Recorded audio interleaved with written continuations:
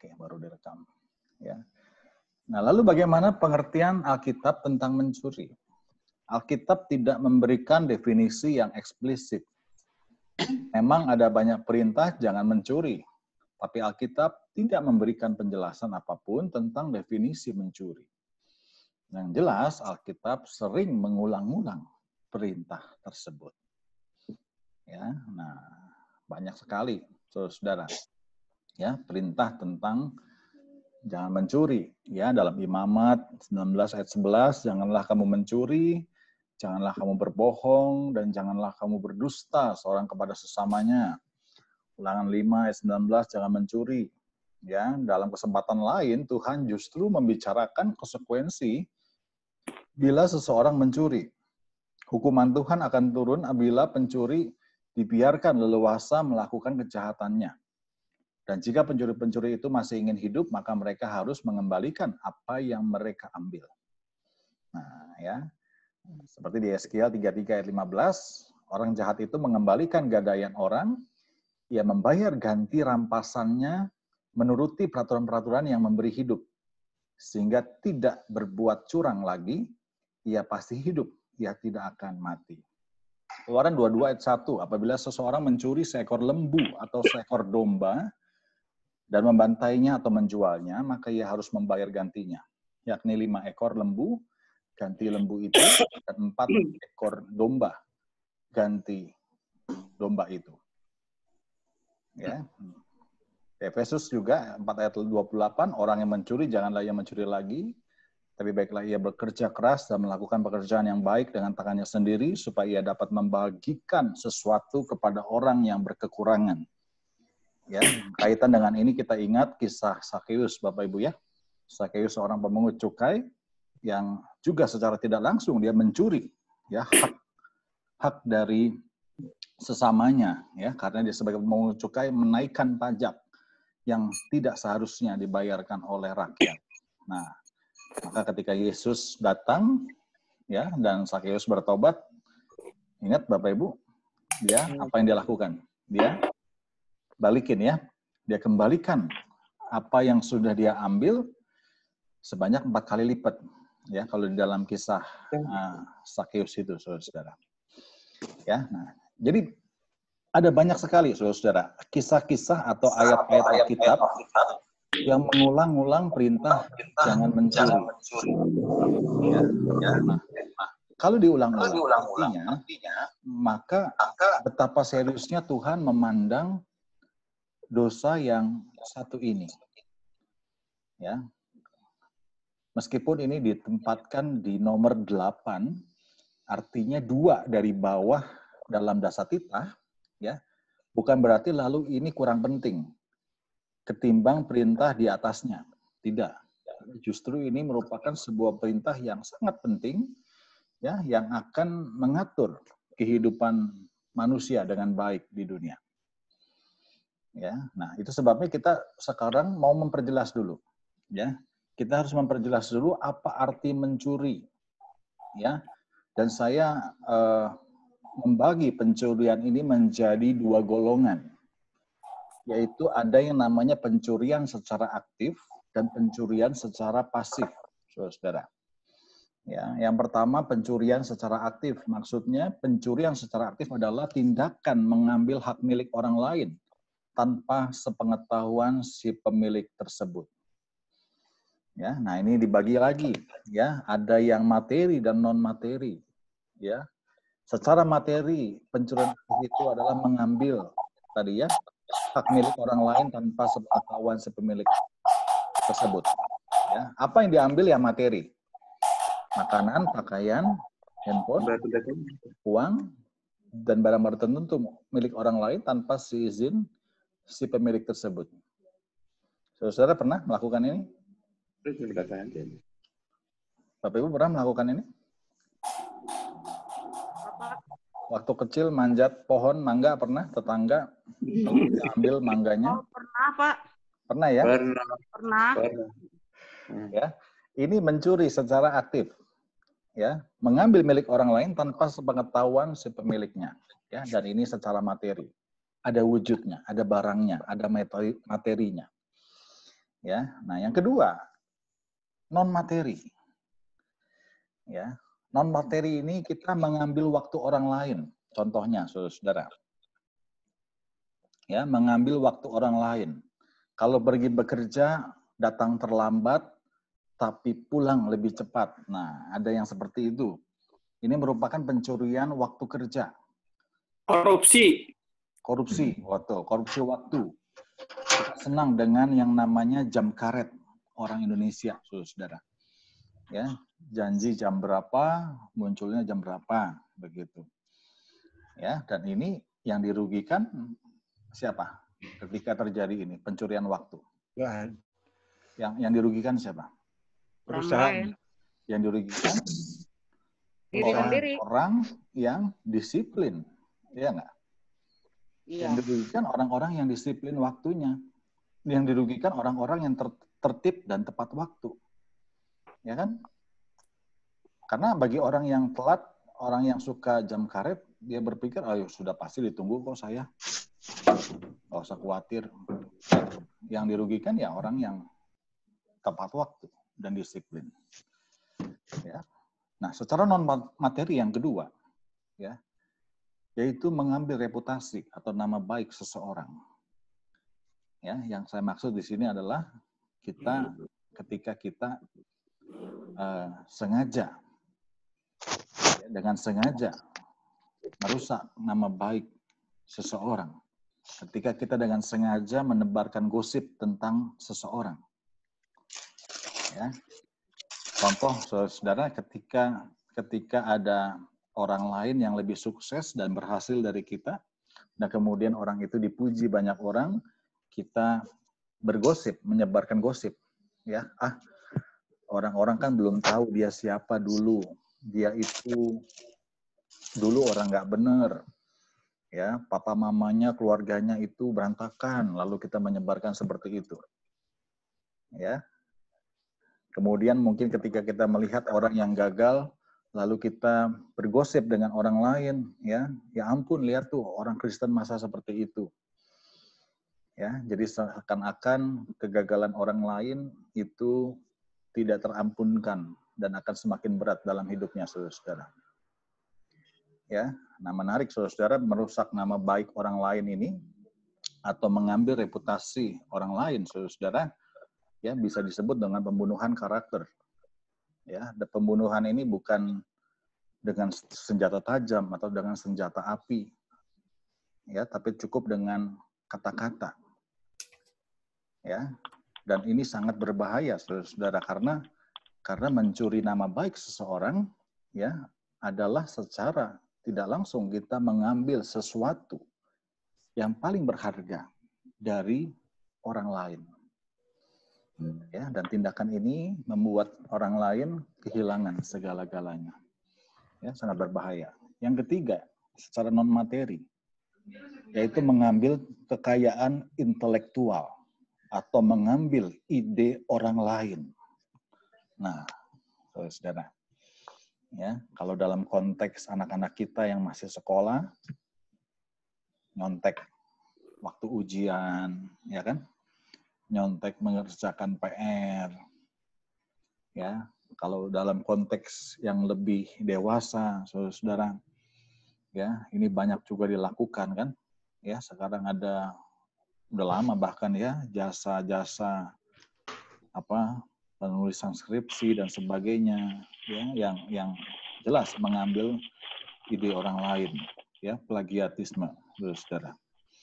Ya, atau juga dalam konteks yang lebih umum, ya, ketika kita berpendapat, ketika kita berbicara kepada orang lain, lalu kita berkata, oh itu hasil pendapat saya, pemikiran saya, tapi sebenarnya mungkin dari orang lain, saudara. Ya, nah ini juga merupakan mengambil kekayaan intelektual atau orang lain. Ya, harusnya bukan mengatakan seperti itu, ya, harusnya bisa mengatakan bahwa kita terinspirasi, ya, dari si Anu, di mana saya melakukan ini dan itu, ya, kita seharusnya melakukan ini dan itu, ya, berasal dari inspirasi seseorang, saudara. Ya, nah ini Ya, ini pencurian secara aktif. Ya, yang pertama. Yang kedua, pencurian secara pasif. Ya, pencurian secara pasif artinya pencurian yang berarti tindakan menahan apa yang seharusnya menjadi miliknya orang lain. Ya. Kalau tadi aktif artinya mengambil langsung hak milik orang lain, ya. Tapi kalau secara pasif ini kita menahan, ya, menahan apa yang seharusnya menjadi milik orang lain.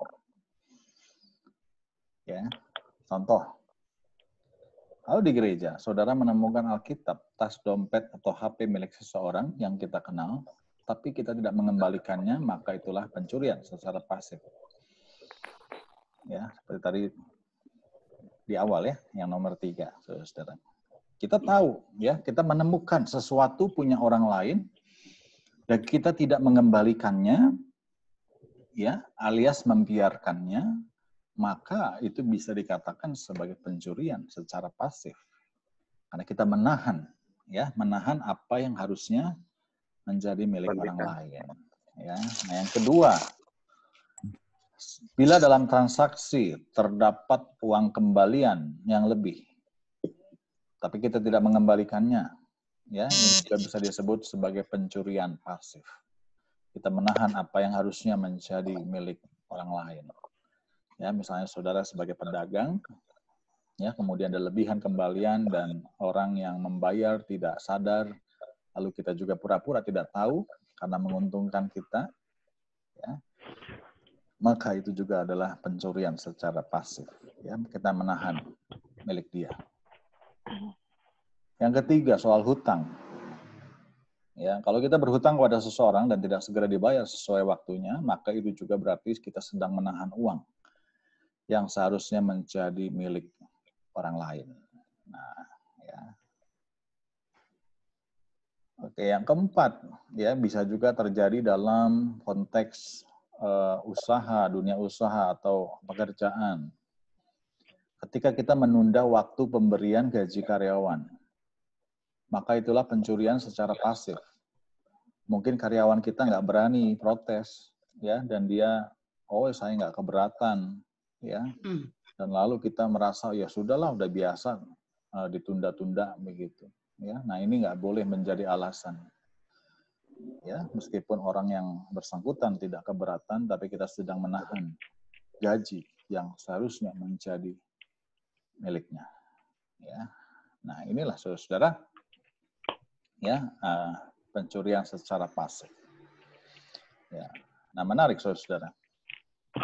William Barclay mengatakan bahwa perintah ke-8 ini sebagai titah dasar.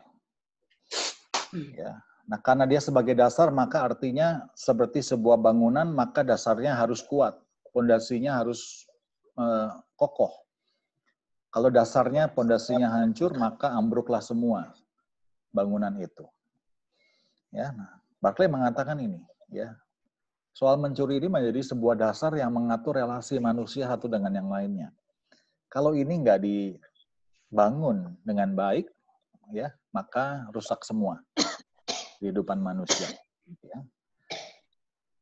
Almarhum Pendeta Eka juga pernah menjelaskan, saudara, bahwa perintah jangan mencuri, ya, adalah syarat mutlak terselenggaranya kehidupan bersama dalam masyarakat. Dia berkata, saya yakin Tuhan memberikan perintah ini dengan tujuan agar kita dapat hidup bersama orang lain tanpa perasaan curiga, takut, dan rasa tidak aman. Bayangkan saja bila dunia ini dipenuhi para pencuri. Ya, mungkin kita nggak bisa tidur, mungkin kita stres, ya, dan kita menjadi, kualitas hidup kita menjadi turun. Ya. Hukum jangan mencuri mengingatkan kita pada kita semua bahwa Tuhan memberikan berkat-Nya pada tiap-tiap manusia menurut ukuran Tuhan. Itu berarti Tuhan yang mempunyai segala apa yang kita miliki. Maka seharusnya kita dapat menjaga milik kita dengan baik dan juga menghargai milik orang lain dengan tidak mencurinya. Ya, tidak hanya uang, tidak hanya harta benda, ya, tadi kita lihat bukan hanya materi, tapi ada yang non materi. yang juga merupakan pemberian Tuhan kepada orang lain yang harus kita hargai, saudara. Ya. Jangan mencuri juga mengajarkan kita untuk tidak merugikan orang lain karena sikap kita yang kurang tepat, yaitu soal ketamakan dan keserakahan. Ya, kita tahu bahwa ada banyak sekali kasus-kasus pencurian ya yang didasari persoalan utamanya adalah soal ketamakan dan keserakahan. Ya, ini merupakan sebuah akar masalah yang harus dilihat ya sebagai penyebab utama ya dari berbagai banyak kasus-kasus pencurian. Seperti contohnya orang-orang yang korupsi di pemerintahan ya, mereka yang melakukan korupsi, kalau kita melihat apakah mereka orang-orang kekurangan? Bukan, saudara. Ya, mereka orang-orang yang sudah berkecukupan. Mereka sudah punya fasilitas, mereka sudah punya gaji yang tinggi, tapi toh tetap saja kan melakukan pencurian atau korupsi. Ya, kenapa? Ya satu saja persoalannya, ketamakan, ya, dan keserakahan.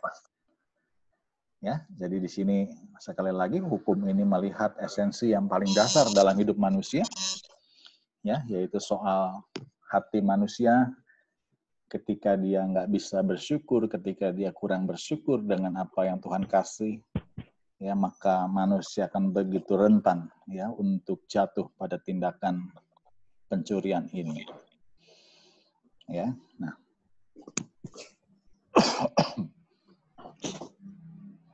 Oke, saudara-saudara. Ada pertanyaan nggak sampai sini dulu? Sebelum saya lanjutkan ke diskusi.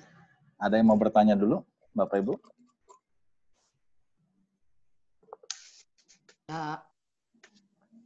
Ya, ada yang mau bertanya? Silakan. Semua orang kalau lihat dari firman Tuhan begini, semuanya mencuri ya, entah itu pasif atau aktif ya. Ya. Ya memang itu merugikan. Misalkan yang pasif juga merugikan. Waktu itu kan saya sebetulnya udah dapat komisi tanggal 6 Desember. Suami saya sakit itu tanggal 9. Tapi waktu suami saya sakit, saya akhirnya kasbon dulu ke kantor. Terus ternyata saya tuh yang cair tuh 2. Saya bilang saya kasbon yang 1 dulu aja karena saya kan nggak ada BPJS waktu itu. Akhirnya ya udah Bu katanya dicairin. Ternyata udah lama itu. Terus ada 1 lagi tanggal 6, tapi itu ditahan sama pimpinan saya. Nah, waktu pimpinan saya ke Praha, dapat trip ke sana, ke Yunani. Praha itu saya lupa. Saya nanyain ke kantor developer. Ternyata udah cair Bu katanya tanggal 6 Desember. Loh, ini udah Maret juga pertengahan gitu. Akhirnya saya kan nagih. Udah nagih-nagih tetap ditahan. Katanya lagi diproses. Akhirnya saya minta tolong ke pimpinan yang lain. Ya akhirnya sih bisa cair gitu. Dan itu tapi lama jadi dari 6 Desember baru setelah saya urusin baru cair tanggal 21 Maret. Berapa bulan itu, cuman dalam hati saya kok tega gitu pimpinan saya. Udah tahu suami saya masuk rumah sakit, terus meninggal tanggal 9 Januari. Ini udah Maret, ya kan? Masih belum dicairin gitu. Jadi saya juga sedih di situ. Jadi saya juga galau kerja di tempat saya sekarang kerja itu. Ya karena itu. Gitu. Jadi suasananya tuh nggak nyaman gitu, nggak tenang, sayanya takut gitu kan nanti kalau ini kan masih ada lagi kan belum beres gitu. Ya. Emang nggak nyaman itu walaupun itu pasif ya. Ya. Jadi ya bukan semua orang juga butuh uang gitu ya. Memang saya butuh amat sih enggak ya kan. Tapi ya tapi Ibu, kan kalau ya. itu kan hak saya Ya. gitu kan. Jadi jangan ditunda sampai berbulan-bulan gitu kan. Apalagi kondisi saya sedang berduka. Ya Bo dicairin gitu loh. Itu yang pasif aja, aduh miris gitu. Ya. Sedih lah. Marah, geram, saya di situ emosinya luar biasa saya waktu itu. Itu tuh pasif gitu ya, apalagi yang Iya, aktif. nah. Iya, justru memang yang pasif ini yang kadang-kadang tidak terlihat. Bukan tidak terlihat, artinya tidak langsung terdeteksi. Ya, dia bisa bersembunyi di balik banyak tindakan, ya, karena bersifat pasif. Ya, contoh saja ketika orang berdagang, ketika orang menjual sesuatu, ya takarannya dikurangin, ya jual bensin dioplos, ya kan, mana tahu kita beli bensin dioplos, ya, atau timbangan yang ditambah-tambahin, kita nggak jujur, ya, dan orang berkata bahwa oh zaman sekarang mah kalau jujur mah nggak punya uang, begitu. Kalau lu jujur-jujur banget mah nggak kaya-kaya, begitu kan, ada orang yang bilang begitu, ya itulah pencurian pasif, ya, dan dalam berbagai bentuk, ya jelas tidak dibenarkan. Ada yang lain mungkin Bapak Ibu, boleh? Iya Pak. Ya. Pak Ramadi, Ya, ini Pak. kebanyakan di dunia bisnis ya. Dalam arti, misalnya saja terjadi bagian pembelian, ya, mereka membeli sesuatu barang, ya, kepada toko. Nah, harga itu memang sudah ditetapkan. Tetapi, ya, lah si toko itu biasanya ya ada semacam tip yang diberikan kepada si pembeli. Ya. Misalnya harga 500, ya. Kemudian di bon memang dicantum 500. Ya. Tapi si toko itu memberikan di luar itu misalnya 50. Apakah itu dianggap sebagai pencurian? Ya. Sebenarnya beda tipis ya dengan istilah dengan istilah komisi ya. Gitu. Kalau sistem komisi kan juga hampir sama. Boleh. Ya. Dalam dunia itu boleh tidak? Mungkin Bapak Ibu yang lain boleh berpendapat. Yang lain boleh berpendapat.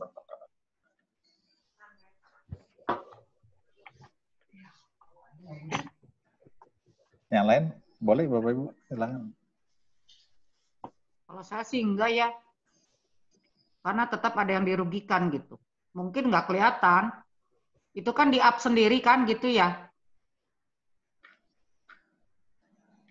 Nggak di-up itu. Nggak di-up. Biasa Pak itu. Diskon Diskon lah dia sebutnya diskon gitulah. Gayanya diskon. Ya tapi di-up dulu kan. Tidak. Ada HET-nya. Nah. Tapi kalau menurut saya begini, karena dari pihak kita sebagai tugas, kenapa dikasih? Karena kita membawa suatu tempat kita berbeli. Nah, sebagai rasa terima kasih dari yang menjual, kita diberi tip.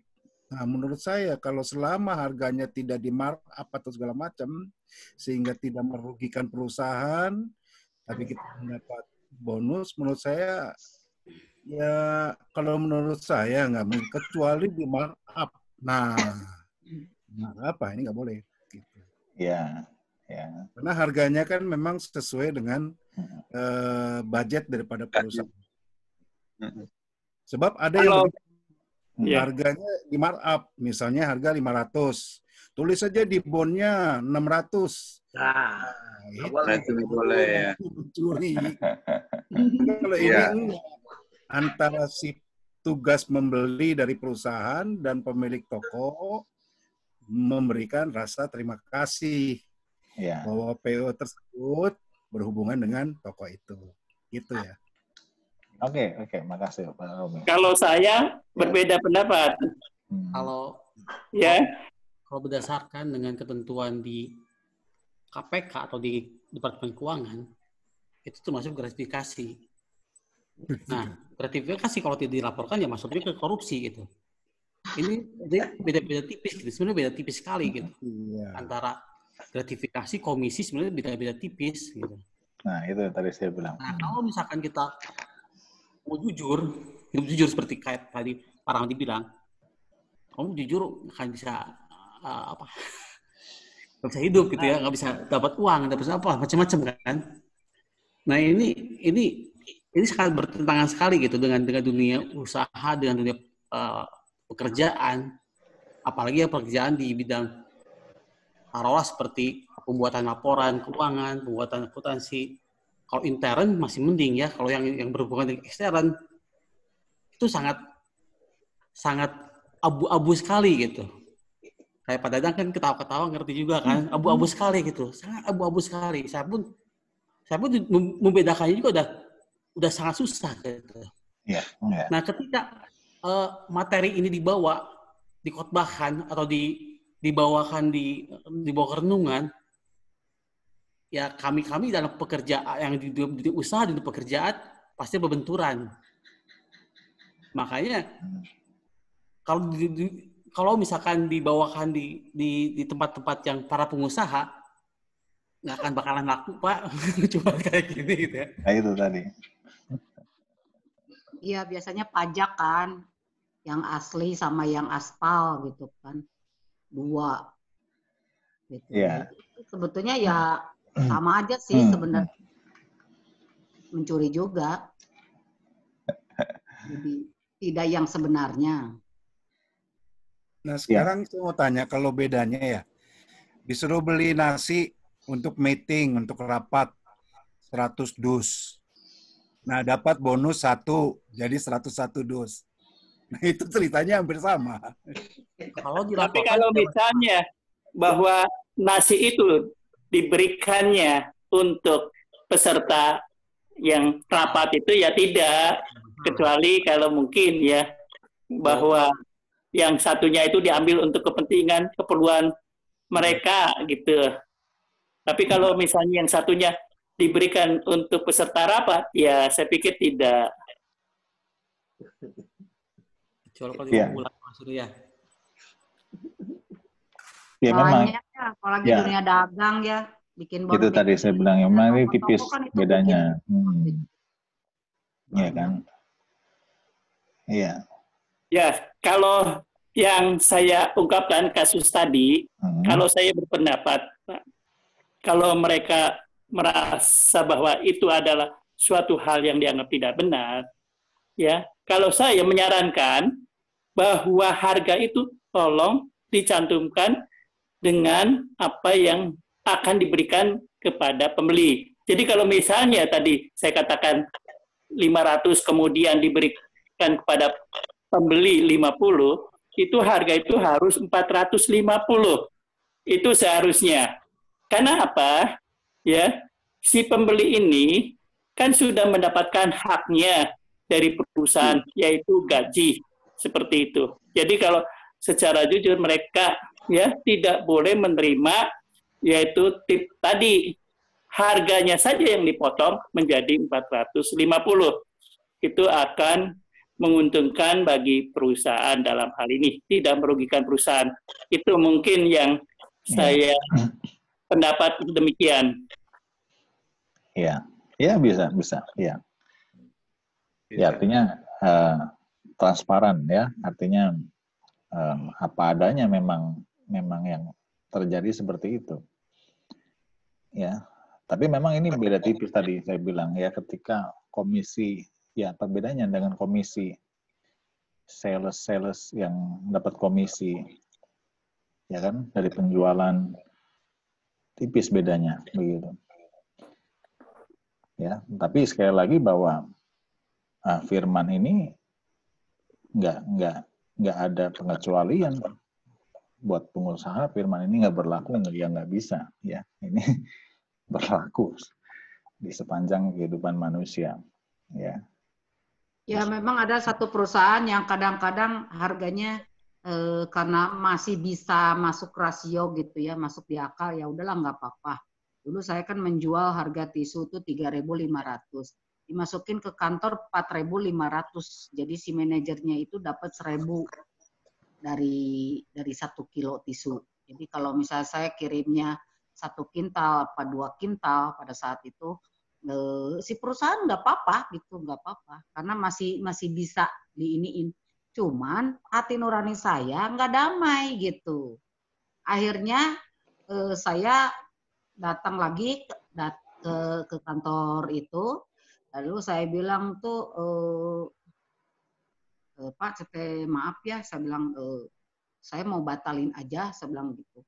Nggak apa-apa lah, saya nggak dapat orderan dari sini. Karena masalahnya saya semalam nggak bisa tidur, saya bilang gitu. Memang itu nggak merugikan perusahaan. Perusahaan sih ya, yang penting mah ada bon lah, dihitungnya jadi apa ya, kos mungkinnya pengeluaran gitu. Cuman ya itu hati saya nggak damai. Akhirnya malah jadi si Ciangnya itu bilang ya udah lah, tanya kamu maunya berapa sih? Ya saya bilang aku maunya 3.500. Ya udah kamu mau 3.500, ya masukkan aja cina 3.500. Akhirnya malah dia jadi yang nggak enak hati gitu, karena saya kan ceritanya ya apa adanya. Saya semalam nggak bisa tidur gara-gara sama kamu suruh dijadiin 4.500. Kecuali kalau kamu sendiri tanpa sepengetahuan saya bikin bon sendiri 4.500, mungkin silakan ya. Jadi hanya urusan teman saya ini dengan perusahaannya. Kalau ini kan melibatkan saya gitu. Tapi akhirnya ya lumayan lah, bisa 8 tahun gitu. Ya. Waktu saya kerja di Toko Jogja seperti itu juga. Masukin kantong kresek kan yang logo Toko Jogja. Harganya 10 perak katanya. Kalau kamu mau untung masukin ke Toko Jogja 15 perak. Nanti kamu setiap bulan tuh dapat 4 juta lah katanya. Pada waktu itu 4 juta, gaji saya cuma 300. Untuk kayak gitu aja dapatnya 4 juta. Tapi saya nggak mau, saya bilang Teko maunya berapa? Ya pokoknya dari saya mah 10 perak katanya gitu, per lembar waktu itu. Saya bilang masukin 10 perak, saya bilang gitu. Saya nggak mau ngambil uang dari kantor, saya bilang. Saya udah cukup dengan gaji saya. Ya aja bertahan juga sih 6 tahun. Begitu saya keluar dari Toko Jogja, dikeluarin juga tuh. Tapi ya kita di luar jadi hubungan tetap baik. Ya. Jujur enak juga sih. Ya. Saya nggak kaya, tapi saya jadi punya relasi yang baik. Oke. Yang lain mungkin? Pak Dadang?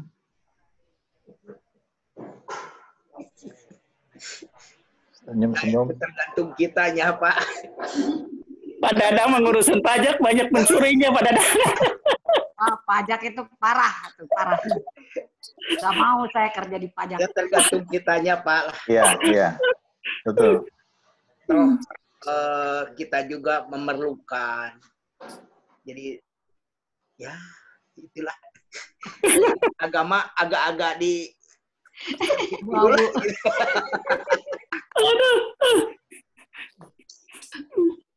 Ya saya juga sering sih menemukan yang begitu, tapi ya sudahlah gitu. Apa boleh buat? Ya. Karena kan perpajakan dan segala juga asal ada tanda bukti, ya sudah resmi itu namanya gitu. Iya, diketahui perusahaan. Iya. Ya itu mah kembali lagi ke hati nurani Dari kita kantor lah. lain kan bonnya udah 400, ya kita anggap 400 aja. Walaupun kita tahu mungkin 350 atau berapa, tapi itu kan sah yang 400. Iya. Tutup mata lah perusahaan selama masih cuan kali ya. Kalau saya kan banyak kan usaha sendiri. Kalau kerja ya gitulah, cukup makan gaji aja gitu. Oke. Dulu waktu kerja kan sering dapat apa, biasalah kalau dari supplier kan dapat upeti, dapat komisi, dapat apa. Kalau saya langsung serahin aja ke si bos. Bos, saya bilang saya dapat parcel banyak nih, saya dapat uang juga, saya serahin semua ke bos saya Toko Jogja waktu itu. Gitu. Oke. Pak Setiadi, mungkin ada pendapat? Iya, Pak. Ada pendapat Pak Setiadi? Ya, kadang-kadang begini ya Pak ya. Ya.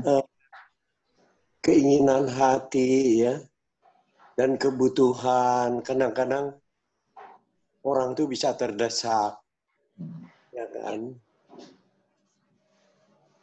Jadi orang mencuri itu kan macam-macam ya Pak. Ada yang secara psikologi dia punya penyakit seperti itu, ingin kepunyaan orang lain, tapi juga karena mungkin ada orang yang sangat membutuhkan, bisa orang jatuh kepada hal-hal negatif seperti menginginkan hak orang lain. Tapi yang saya alami, saya juga sendiri ini ya, seolah-olah saya mau bagilah share pada malam ini. Garasi pada suka itu Pak ya, di Jalan Jenderal Sudirman, itu mau dijual. Itu. Lalu anak mantunya yang punya itu bicara ke saya, tolong cariin pembeli, ya kan? Kami mau bagi-bagi nih peninggalan orang tua gitu kan supaya beres. Pas itu kan lokasinya dekat GKI Anugrah. Lalu saya tunjukkan kan, coba tawarin ke GKI Anugrah. Saya sih tidak ikutan gitu dalam jual beli itu. Ternyata dibeli Pak oleh GKI Anugrah 4,4 miliar. Wah. Akhirnya bereskan ya. Setelah itu si mantu yang dari orang tuanya itu berarti istrinya kan yang punya papa. Lalu mereka menanyakan, gimana dengan kamu? Saya dilematis kan. Kalau saya bilang, saya juga tidak ikut-ikutan, tapi dia mau memberikan uang jasa gitu kan. Tapi Bapak Ibu, saya tidak enak hati gitu kan. Kalau saya terima uang gereja, itu yang jadi persoalan. Kalau tidak diterima, dan saya butuh juga kan. Akhirnya saya menolak Pak, tidak mau menerima. Karena apa? Lebih condong bahwa dalam analisa saya, ini aliran uang dari mana ini? Dari gereja GKI Anugrah kan? Entah itu panitia pembangunan atau apa, tapi kan dalam pengawasan gereja gitu. Jadi saya juga nggak tega gitu ya. Ini mah uang Tuhan, masa saya manipulasi lah istilahnya ya. Padahal itu kan dikasih sebenarnya sih. Tapi ya saya tetap nggak terima. Lalu mengenai Pak Suryadi tadi, itu saya tertarik sekali ya. Jadi artinya memang ada segi-segi yang tetapi kan itu sudah jadi umum gitu kan. Saya sendiri kan sering bikin bond gitu kan. Tapi bukan sama yang beli kan. Tapi kan kadang-kadang yang pembeli itu kan yang mau dagang lagi gitu. Jadi ada diskon. Memang di bondnya juga ditulis diskon sekian gitu kan.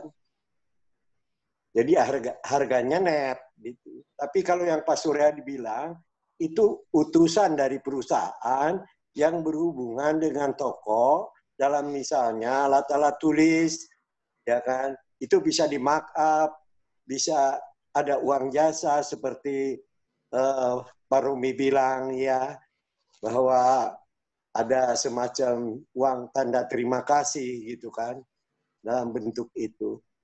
Memang sekarang ya orang gila diskon ya. Terus terang aja, saya juga banyak diskon ke pelanggan-pelanggan itu karena apa? Saya pikir sudahlah bagi-bagilah, saya kebagian sedikit, mereka juga boleh sejahtera di keluarganya gitu. Supaya apa? Hubungan kita itu bukan bukan hubungan seperti orang yang jual beli terus titik. Jadi dianggap saudara aja semua gitu, Pak. Itulah pengalaman saya di pasar. Iya, menarik ya. Sharing Pak Setiadi ya. Iya. Tapi kan Pak Setiadi kalau Pak Setiadi kan masuknya referensi ya. Kalau saya kan kerja di properti di Century. Jadi itu ada masuknya referral, Pak. Bapak dapat 10%. Itu legal, Pak. Jadi di kantor saya itu ada ininya, ada catatannya gitu. Maksudnya referensi. Cuma kalau Bapak nggak ambil ya upahnya besar di sorga aja. Amin. Amin. Karena itu legal, Pak. Legal. Iya. Iya. Masih ada yang mau diskusi? Ya, satu lagi ya, Pak ya. Iya, boleh Mas Teddy. Kita kan sudah terima berkat dari Tuhan ya. Setiap hari, setiap saat, setiap jam, kesehatan, oksigen yang bebas, kita hirup tiap pagi, udara segar, pada pagi hari. Terima berkatlah berlimpah. Tapi kadang-kadang kita kan untuk diri sendiri ya Pak ya, tidak bisa punya pikiran bahwa kan kalau khotbah di kebaktian atau renungan atau apa saja kan dianjurkan untuk membagi ya Pak ya. Jadi harta itu kan bukan untuk milik sendiri, tapi untuk dibagikan kan, sebagian untuk menolong sesama kan gitu. Nah, mengenai ini saya juga sering berpikir, kenapa ya kalau kita sudah capek-capek nih dapat berkat, tetapi ada semacam dorongan untuk memberikan sesuatu kepada orang lain. Tapi itu bukan dari kesombongan diri, ya tidak. Tetapi dorongan hati nurani ya Pak ya. Bahwa kita harus berbagi gitu Pak. Bagi yang membutuhkan. Begitu. Jadi kalau tidak melaksanakan itu, kita merasa juga nggak enak gitu ya. Karena terima berkat Tuhan, lalu dimanfaatkan untuk sendiri, tidak ingat untuk sesama kita, ya mungkin juga kurang pas gitu. Gitu aja Pak Ramadi, terima kasih. Ya, makasih Pak Steri. Ya, saya setuju. Ya, saya setuju bahwa Tuhan itu memang memberikan berkat beda-beda kepada tiap orang. Tapi kepada yang diberi banyak, Tuhan juga menuntut lebih banyak. Kepada yang diberi sedikit, ya Tuhan menuntut lebih sedikit kan. Ada perumpamaan talenta gitu kan. Ya, jadi kalau kita dikasih miliaran, Tuhan bertanya apa yang kamu lakukan dengan uang miliaranmu. Tapi kita dikasih ratusan ribu juga Tuhan bertanya, apa yang engkau lakukan dengan uang ratusan ribumu? Ya, nah jadi dalam konteks itu jelas ya bahwa apa yang Tuhan kasih itu ya bukan untuk digenggam sendiri, ya, tapi untuk menjadi kemuliaan nama Tuhan. Ya. Baik. Kalau mencuri dalam konteks kehidupan bergereja, ada istilah mencuri domba.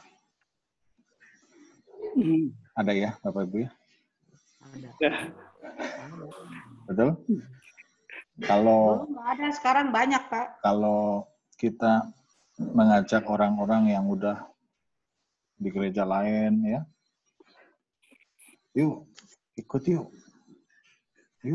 bareng yuk ke Pasir Koja begitu ya. Lalu kita dibilang mencuri domba.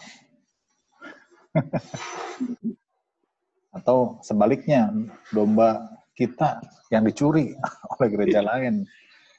Ya. Gimana Bapak Ibu? Apakah termasuk pencurian? Masuk pencurian, Pak. Ya. Kenapa? Pencuri yang legal.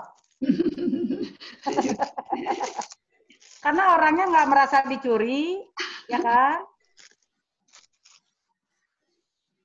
Kalau menurut saya kan, kalau penempatan seseorang gitu atau jiwa, itu kan menurut saya nih harus seperti pohon yang ditanam di tepi aliran air. Gitu. Nah kalau pohonnya bisa dipindah-pindah, ya kalau tumbuh. Kalau misalkan enggak, gitu kan. Kebanyakan sih nggak bertumbuh, Pak. Iya, betul. Tapi dia tuh merasa bertumbuh. Padahal kita ngeliatnya, lu nggak bertumbuh. Gitu. Tapi dia teh, ih saya mah bertumbuh dah di gereja sana. Kalau di GKI mah enggak. Dalam arti, lu teh siapa? Kita kan tahu kan dia nggak bertumbuh. Tapi dia teh ngaku, saya mah bertumbuh dah di gereja ini. Padahal mah kita ngelihat enggak gitu. Kita mah kan nggak pindah-pindah, biasa aja proses gitu kan. Iya. Gitu Pak. Ada yang lain, Bapak Ibu? Ya, saya pernah ikut kebangunan rohani ya para Madi. Iya. Lalu pemimpin khotbahnya berkata demikian di tengah-tengah khotbah itu. Iya. Aku ditegur curi domba dari GKI katanya. Lalu jawab dia apa? Bukan aku yang curi dombamu, tapi dombamu datang pada saya. Iya gitu. Jadi dikembalikan lagi ke orangnya, gitu. Nggak merasa tercuri gitu. Iya, iya. Kalau itu soal denominasi ya Pak, memang lagi tren. Sebenarnya kalau dipikir Yesus di Pasir Kota ya sama dengan yang di GKI. Ya. Menurut saya. Iya. Kalau kita punya dasar kuat, tidak akan terombang-ambing. Iya. Ikut denominasi lain itu tambah pusing sebenarnya. Karena ada beberapa hal yang tidak pas dengan yang kita pakai. Misalnya menyangkut peraturan dan sebagainya. GKI itu kan terkenal dengan adanya peraturan yang ketat. Yang harus ditaati oleh seluruh anggota jemaat dan seluruh pejabat gereja ini. Kalau di tempat lain mungkin yang itu nggak ada gitu kan. Mungkin ada tapi tidak seketat di kita. Iya. Gitu. Jadi sebenarnya Yesusnya sama ya Pak Ramadi. Tapi kan kadang-kadang ikut teman gitu kan. Tapi kalau punya dasar kuat tidak akan pindah lah. Iya, iya. Betul. Terima kasih Pak. Ya, betul. Ya, kalau saya sendiri tidak setuju dengan istilah mencuri domba atau dicuri domba kita. Dombanya itu kan jemaat. Dan gembalanya bukan pendeta sebenarnya. Karena domba-domba itu milik Tuhan sendiri. Jadi kalau saya bilang domba saya dicuri, ya seolah-olah milik saya, ya kan, milik kita. Sebenarnya milik Tuhan, begitu. Ya, jadi tidak ada istilah curi dan dicuri dombanya. Ya, bagaimana kita merawat domba-domba itu, ya, karena kepunyaannya kepunyaan Tuhan. Ya, tapi menarik tadi ya, yang dikatakan Pak Setiadi ya. Ya, mungkin ada lagi Bapak Ibu. Sebelum saya tutup. Ibaratnya ya. Gereja itu Pak seperti rumah. Gereja itu rumah kedua kita. Kalau rumah kita bocor, rumah kita rusak, misalnya yang betulin kan yang punya rumah. Bukannya kita malah keluar dari gereja kita gitu. Cari tempat lain. Tapi kan kita harus benerin rumah itu gitu kan. Kalau menurut saya gitu. Ya, setuju Bu. Ya.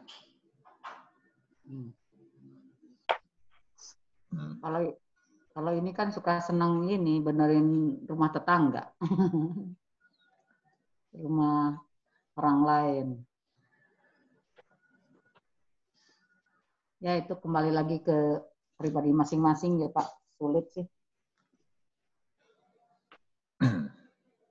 Kalau dulu saya tinggal di Brebes, aduh mau ibadah aja susah, jauh.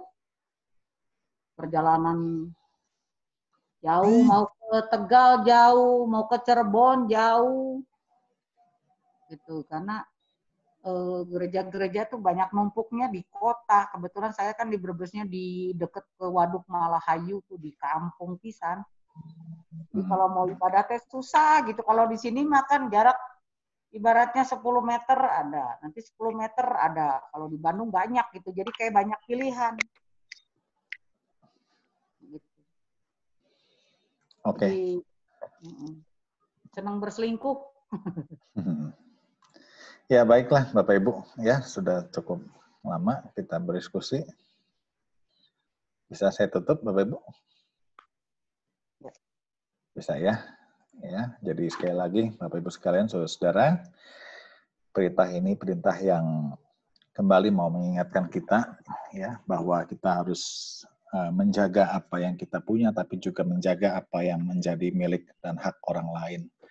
Ya, karena semua adalah pemberian Tuhan, semua adalah berkat dari Tuhan, dan Tuhan yang empunya segala apa yang dimiliki oleh kita dan orang lain.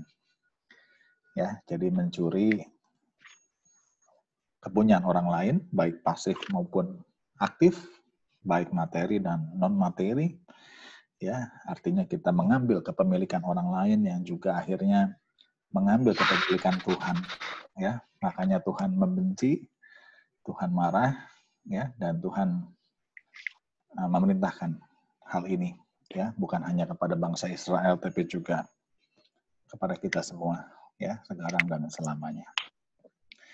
Baik Bapak Ibu, kita akan masuk dalam doa.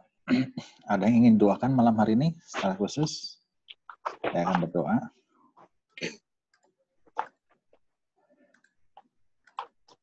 Pak Jonten masih sakit, Bu Fi? Masih dirawat di rumah sakit karena sebelumnya obatnya terlalu keras. Jadi sekarang obatnya diinfus. Penyakitnya apa, Bu? Sakit utamanya? Infeksi paru. Cuman waktu diperiksa ludahnya tuh nggak ada bakteri TB. Terus dikasih obat parunya mungkin karena terlalu keras sehingga nggak bisa makan, nggak bisa minum, jadi lemes. Sekarang obatnya diganti melalui infus, tapi udah lebih baik jauh. Oke. Ada lagi? Mamanya Melina ya? Iya. Yang berduka. Iya. Ada lagi, Bapak Ibu? Ada lagi mau didoakan malam ini? Ya umum aja Pak. Tidak ada khusus? Pak Adi, itu Ibu Wiwi aja didoakan lagi ya? Ya, Bu Wiwi yang sakit ya. Oke. Kayaknya belum bisa duduk kelihatannya gitu. Baik. Oke. Yuk Bapak Ibu. Ya. Ibu Lani mungkin Pak. Ya pergumulan minta didoakan aja. Ibu Lani. Iya. Yang rumahnya di Residen Matahari Residen gitu, adik iparnya Pak Andri yang nyanyi. Yang itu Pak Andri gitu. Siapa sih? Pak Andri Halim. Andri Halim kali. Iya betul itu. Iya Andri Halim yang biasanya ngurusin lektor. Iya betul. Iya. Ya, adik iparnya itu kakak Ibu ya. Lani ya. Iya Bu Lani, kakak itu ya bukan adik ya. Pergumulan apa nih, ekonomi keluarga? Pergumulan kan dia belum dipanggil kerja karena usianya udah 60 tahun jadi bingung gitu. Masih dirumahkan. Oke. Ada lagi Bapak Ibu?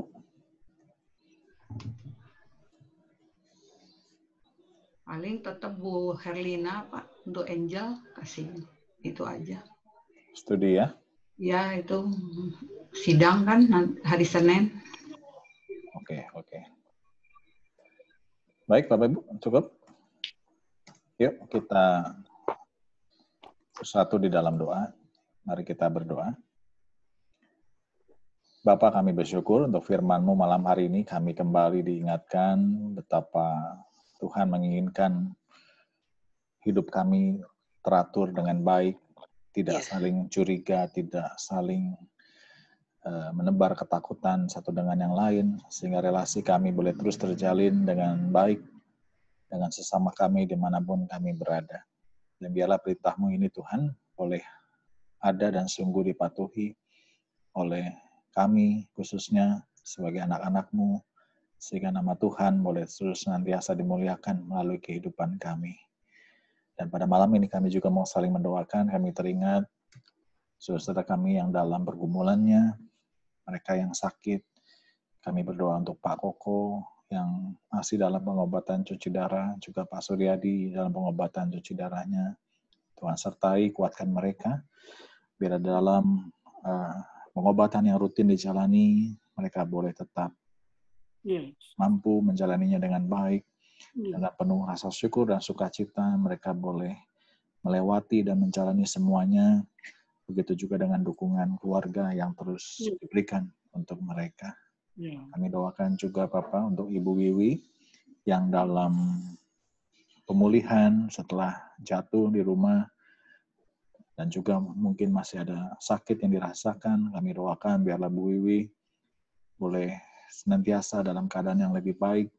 Tuhan berikan kekuatan dan kesehatan yang lebih baik sehingga Bu Wiwi boleh kembali mengalami pemulihan yang sungguh baik. Terkhusus kami juga berdoa ya Bapak untuk Pendeta Junten yang masih dalam perawatan di rumah sakit. Tuhan juga menolong melalui dokter, melalui obat-obatan dan tindakan medis yang diberikan sehingga semua itu boleh memberikan kekuatan kepada Pak John dan Pak John boleh dalam keadaan yang lebih baik dari hari-hari sebelumnya. Tuhan yang menolong, Tuhan menjaga, dan terus Tuhan memberkati bersama dengan keluarga yang menjaga dan merawatnya. Kami doakan juga ya Bapak untuk saudara kami yang juga dalam pergumulan, Ibu Lani yang saat ini juga masih dirumahkan dan belum mendapat pekerjaan untuk menopang kebutuhannya. Tuhan tolong, Tuhan berkati. Bila segala upaya yang dilakukan Ibu Lani boleh membuahkan hasil yang baik. Tuhan menolong dalam segala keadaan yang dia alami. Bila Tuhan juga pelihara dalam kehidupan Bu Lani, khususnya di masa-masa yang tidak mudah yang dia sedang alami. Bapak kami juga berdoa untuk keluarga Pak Thomas dan Ibu Melina yang berduka. Tuhan juga berikan kekuatan penghiburan bagi mereka, khususnya di dalam beberapa hari ini mereka berduka. Biarlah kekuatan dari Tuhan boleh terus menyertai dan menopang seluruh keluarga. Amin. Kami doakan juga Bapak untuk anak-anak kami yang dalam studi, mereka yang mau masuk perguruan tinggi ataupun mereka yang sedang menghadapi ujian akhir. Khususnya kami berdoa untuk Angel, anak Ibu Herlina yang hari Senin akan menjalani sidang skripsinya. Tuhan juga kiranya menolong, menyertai segala persiapannya, sehingga Angel boleh sungguh menjalani sidang dengan baik. Dia boleh menghadapi sidang dengan tenang dan menjalani semuanya, sehingga nilai yang baik juga boleh diperoleh oleh Angel. Tuhan juga berkati anak-anak kami yang lain, yang dalam studi atau mau masuk perguruan tinggi. Kami doakan Daniel, anak Bu Christine, yang sedang juga akan masuk perguruan tinggi. Tuhan, kami doakan segala kebutuhan biaya yang cukup tinggi yang dibutuhkan oleh keluarga Bu Christine. Tuhan juga menolong, memberikan jalan yang terbaik sehingga mereka boleh melaluinya dengan baik, sehingga Daniel boleh kuliah di tempat yang dia cita-citakan. Kami doakan juga untuk anak-anak kami semua ya Tuhan, dalam masa-masa liburan ini mereka juga boleh mengisi waktu dengan baik sehingga juga mempersiapkan diri meskipun nanti di tahun ajaran yang baru mereka harus beradaptasi dengan sistem belajar jarak jauh yang akan mereka jalani.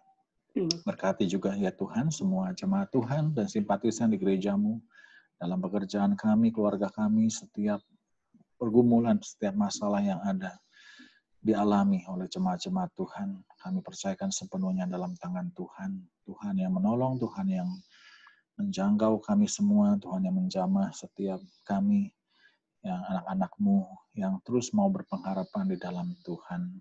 Berkati juga pemerintah negara kami yang terus berupaya menangani masa-masa COVID ini, adalah dengan berbagai upaya dan juga setiap ahli yang dilibatkan, setiap orang dan juga tim medis, biarlah mereka boleh bekerja sama dengan baik, sehingga menghasilkan segala kebijakan yang baik dan juga masyarakat dimanapun berada boleh menjadi masyarakat yang taat aturan dan terus bersama-sama berkontribusi untuk penyelesaian wabah COVID ini. Terima kasih Bapak, sebentar kami mengakhiri pemahaman Alkitab kami akan beristirahat malam ini. Berkati kami sehingga kami boleh tidur dengan nyenyak. Besok kembali kami bangun dengan tubuh yang sehat dan segar untuk memulai aktivitas kami. Amin. Terima kasih Bapak. Di dalam nama Tuhan Yesus Kristus kami berdoa dan kami memohon. Amin. Amin. Amin. Oke, selamat malam. Terima kasih Pak Adi. Terima kasih. Sama-sama. Selamat malam semuanya. Selamat Sama. Selamat malam Bapak Ibu semuanya. Terima kasih.